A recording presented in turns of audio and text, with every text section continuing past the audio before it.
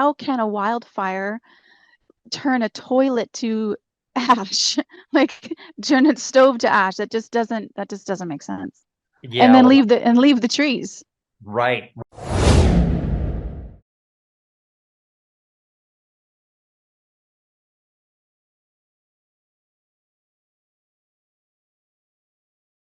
I'm talking to 30-year fire captain Matt Dankin, and he's got so much information to share. Yeah, thanks, Michelle. So I have 33 total years in the fire service. The last 30 were with the municipal department in the East Bay area, the San Francisco Bay Area. And I had 17 of those as a fire captain, paramedic. I traveled all over the state during my career, fighting large vegetation fires. That were some of the biggest at the time, 30 to 50,000 acre fires, which are very small in comparison to the ones we've had over the last 5 or 6 years. But at the time, they were the biggest. And so I have a lot of experience in dealing with these large conflagration fires. At the time, they were always record-breaking vegetation fires. So I've been on a lot of what we call strike teams, where we go out and providing mutual aid all around the state.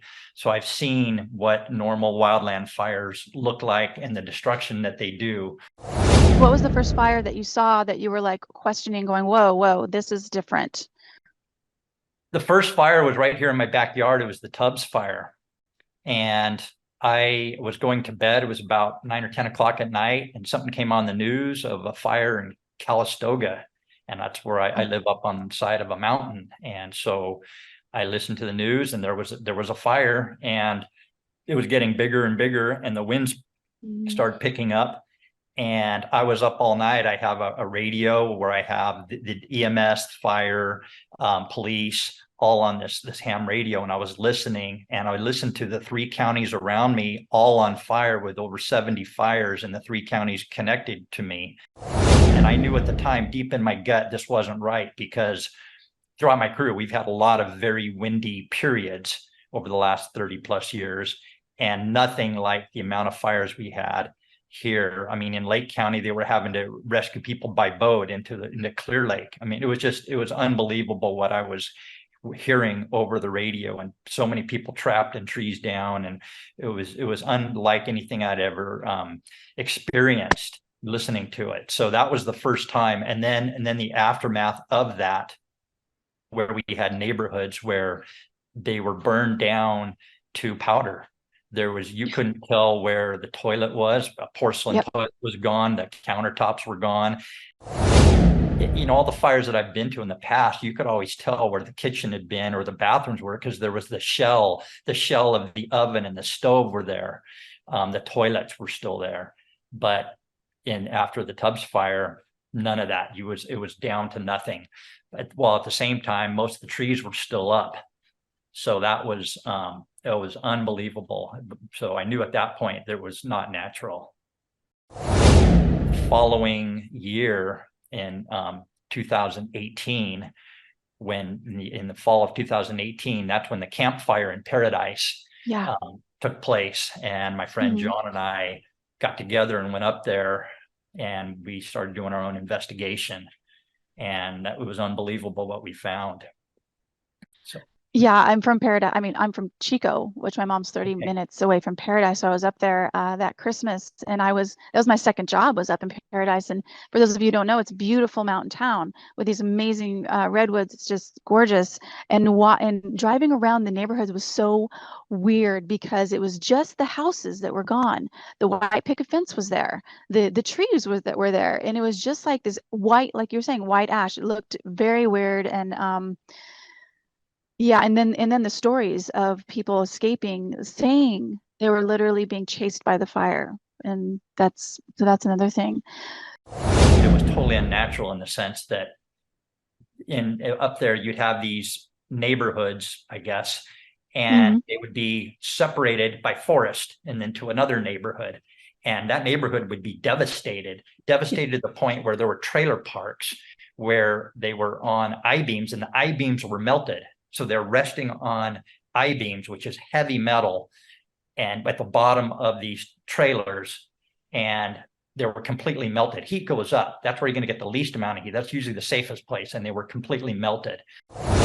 So, and then the forest would be okay, it would still be standing there, and then the next community completely devastated again, not down to powder, but gone, everything gone. And we saw multiple things up there. We saw there was that one school. I'm not sure if it was a elementary school or I forget that one of the main drags through town. It was as you're going up there on the right hand side. That looked like a nuclear bomb went off, and there was a vault, an electrical vault there, standing there by itself with no fire damage to it. And we're there with, I don't know if you know, Deborah Tavares and her husband came with us on that trip, and Deborah Tavares' husband, because she's a whistleblower, opened this vault, and there was a melted smart meter inside this vault. So it happened, it melted from an interior, from something that happened interior, where a pulsation or something. It did not happen from exterior heat. Not too far away from this electrical fault at this school that we saw a large tree, probably 3.5 to 4 foot diameter tree. We've got photos of this too. It had burned on the inside.